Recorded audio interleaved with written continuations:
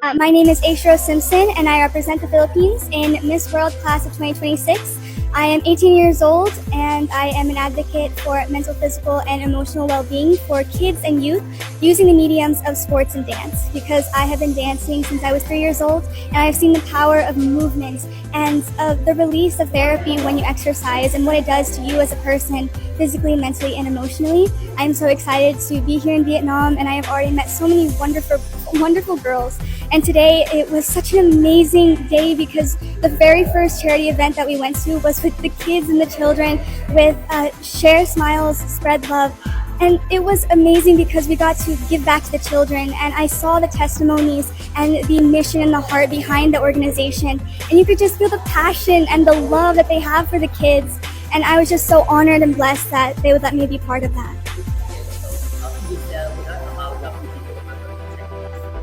Sure.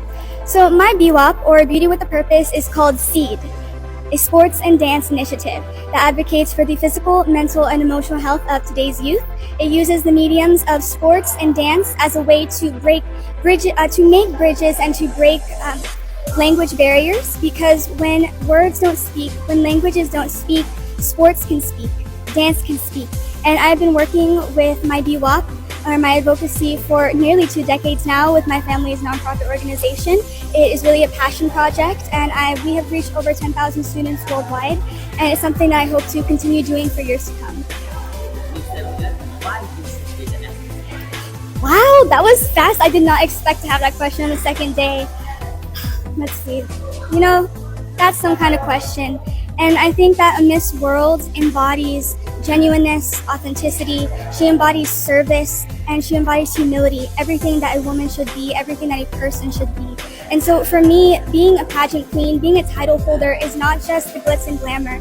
The Philippines is known for pageantry, and I wanted to use that as a bridge to something more, to something with purpose. And I believe that purpose with action creates change.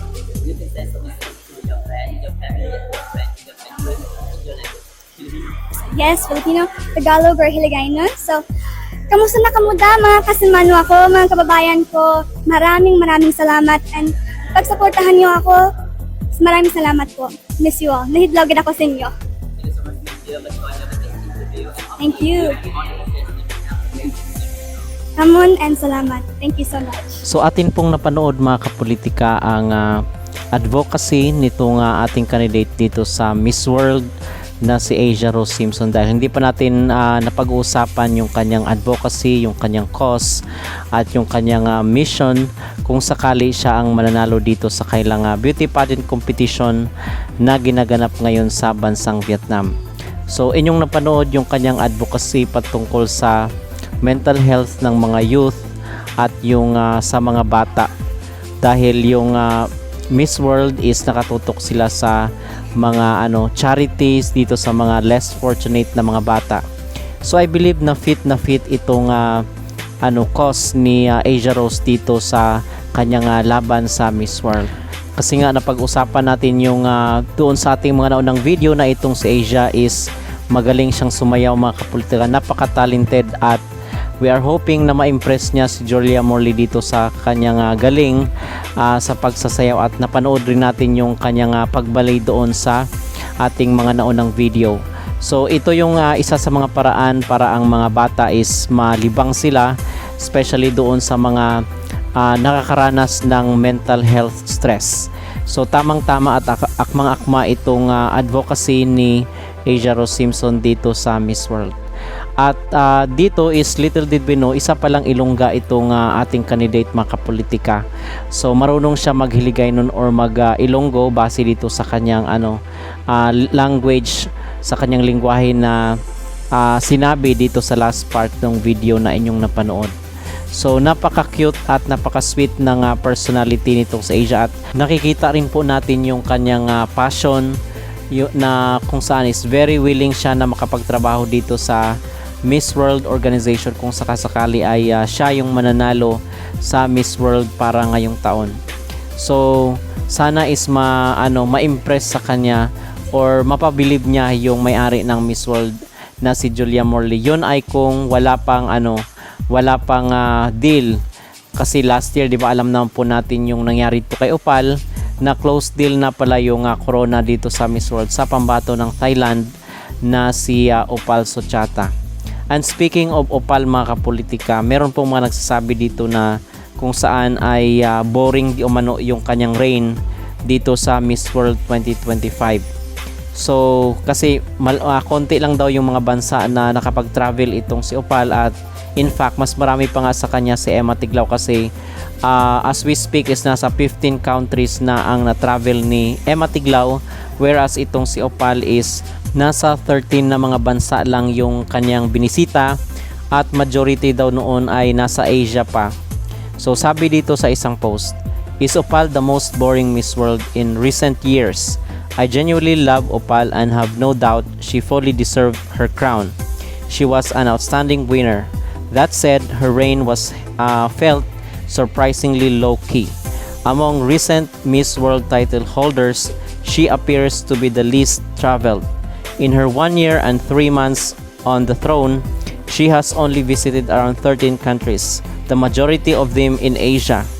For comparison, other major pageant winners like Emma Tiglao, Miss Grand International, have already traveled to over 15 countries in just 10 months. Most of Opal's time has been spent in Thailand, while her domestic advocacy and visibility at home have been strong. Many expected a more active international presence, especially as the first Miss World from a pageant-obsessed country like Thailand." So sa 10 months daw ni Emma Tiglao ay naka 15 countries na ito, at while itong si Opal Sochata is more than 1 year na makapolitika is nasa 13 countries pa lang yung kanyang nabisita.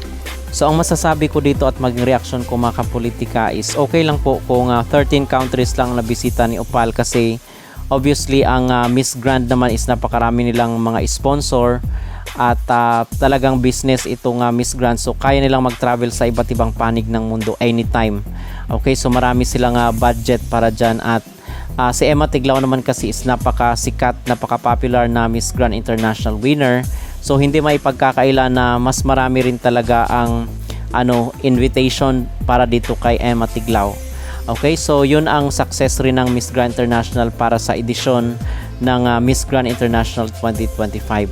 Whereas itong si Opal, kung nag-i-stay man siya sa Thailand dahil walang ganoong invitation sa kanya, is okay lang po yun, wala naman tayong problema doon mga kapolitika, kasi in the first place ang ang Miss World naman is parang nakatutok sila 'di ba sa mga advocacy, sa mga charity, sa mga pagtulong.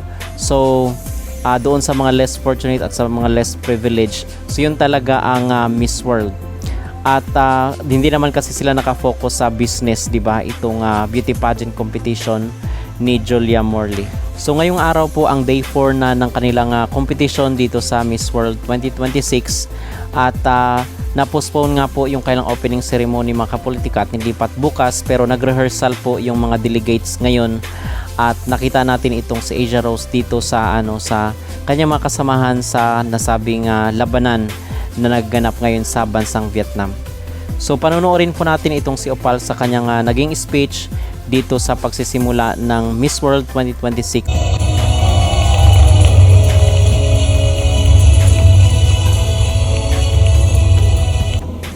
I believe that when we all heard the news that Vietnam is going to be the hosting country for the 73rd Miss World Festival, we all get so excited because, for example, in my country, Thailand, Vietnam is very well known for being one of the powerhouse of pageantry, and I believe for a lot of countries around the world as well.